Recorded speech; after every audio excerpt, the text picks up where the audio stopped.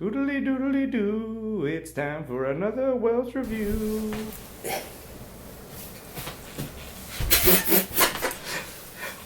Welcome to the Welch review.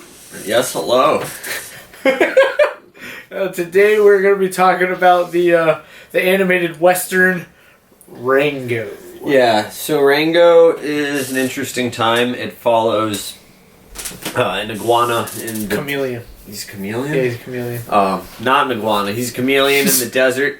And like a chameleon, he has many colors, except this time it's in acting and not in like color transformation. Anyways, who's in the film? So Johnny Depp is Rango. Really? Yeah. Huh. There's a lot of Johnny Depp like connections in this film that I'll touch on as we go. You also have Isla Fisher as Beans, Abigail Breslin as Priscilla, Ned Beatty as the mayor, who is a tortoise, Alfred Molina as Roadkill, an armadillo, Bill Nye as Rattlesnake Jake. Wait, really? That's Bill Nye the Science Guy? No, not Bill Nye the Science. Bill Nye from Underworld, Okay. who is one of the vampire leaders. Yeah, that Bill Nye. Okay. Stephen Root as Doc, and also Mr. Merrimack and Mr. Snuggles. Harry Dean Stanton as Balthazar. Timothy Olyphant as the Spirit of the West. And Ray Winstone as Bad Bill. It was also written by John Logan, who created Penny Dreadful, who wrote Gladiator and Skyfall.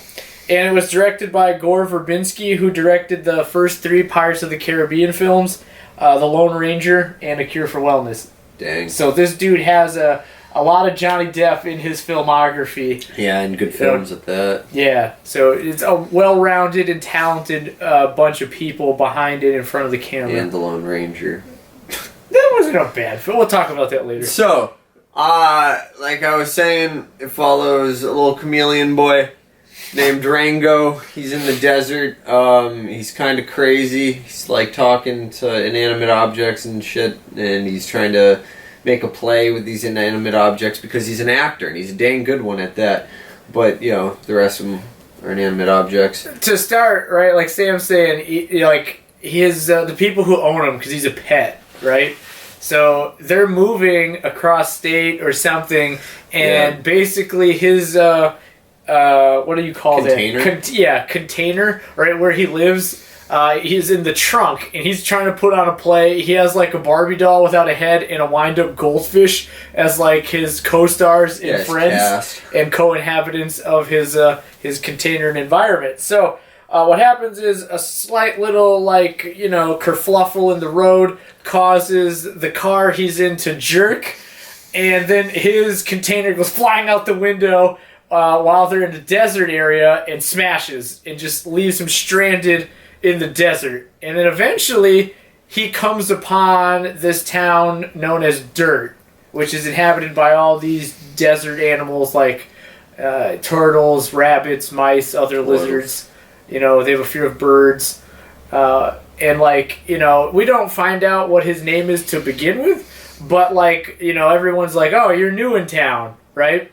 And he adopts the name Rango because it sounds Like Django. Like Django. It sounds really cool and intimidating. Yeah, he's a big fan of westerns, which is very much put on display throughout the entire film. So, he's actually like this meek little dude, but he's talking this talk like he's murdered this entire family of criminals with one bullet.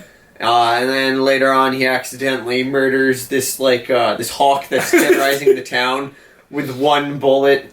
So his legend builds very, very quickly. Although, while he has all of this background behind it, and he did kill the hawk. It's still pretty puddle deep because when push comes to shove, he's not really a fighter. He's good at planning, though, which is put on display later on in the film as issues come about with the water supply in the town.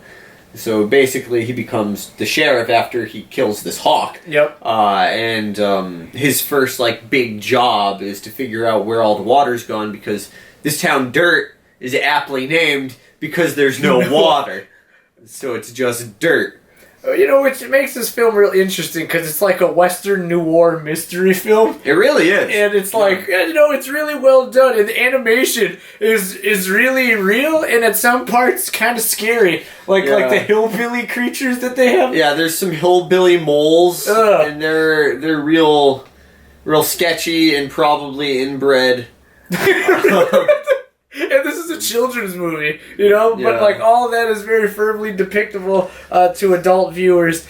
But another thing that's cool is there's a lot of Johnny Depp throwbacks, like Fear and Loathing in Las Vegas, like shows him and then Benicio del Toro driving through the desert. There's an animated version of that scene where they drive through the desert shown in this movie as Rango's trying to cross the road. Yeah. And you're like, oh, they're the Leaving Fear and Loathing guys. Yeah. And then there's a line he has where he's like, this is bat country. And then like you see the moles team up and fly on bats. And it's like, oh, okay, that's real cool.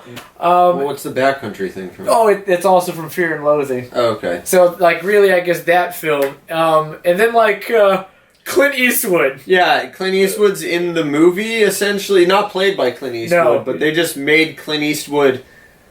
like God. Yeah, he's the spirit of the desert, right? The West. Oh, the spirit of the West. And what movie...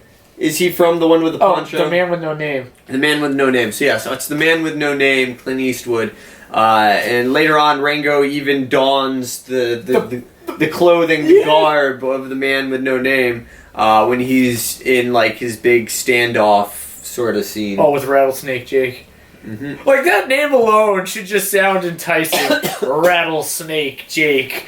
But, like, it also, with the whole water missing thing, like, Chinatown, right, that movie had something to do along the lines of someone with water, right? So they're calling back to all these, like, significant films prior to it, but they're making it their own, right? Because at the heart of it, the movie's really just about Rango trying to find his place in the world. Yeah. Like, everyone's trying to find their place, and, like, Johnny Depp, I think, really hits it out of the park with just, like, the dialogue is so well written and his delivery, and it's just like, no one else could have done this but Johnny Depp. Yeah, probably not. But, no, it's very solid. It's a fun Western, because you don't often get, like, a child's film that's also kind of serious enough about itself to have, like, a good plot, to have, a deeper meaning behind it than just, like, oh... we need to do X, Y, or Z. Like, I mean, I think probably the deepest children's movie that I can think of is, like, Land Before Time. And, because like, it has a lot of deep stuff with, like, his mom dying very graphically and, like, his loss of a family and his finding of his new family, which are his friends. But really all that the movie's about is them trying to find tree stars. Yeah. That's the whole plot. And this is trying to figure out where the water's going. Him maybe finding... it is shallow. Because shallow water. Ah, yes. But, like, it's about finding yourself, right? And getting confidence in your abilities to take on the challenges the world throws you. So, then, like, that's a good message for, like, young people, not just kids, but young people today to see, right? Because there's not a lot of hope out there. But it's very entertaining. It's very funny. It's very witty. It's just a very well-made animated film, and also a really, really good Western, if that's what you're into. Yeah, dude. If you like animated films and Westerns, this is a perfect marrying of the two. Check it out. Rango is a quality time. Until next time, it's been the Welch Review. We'll see you later.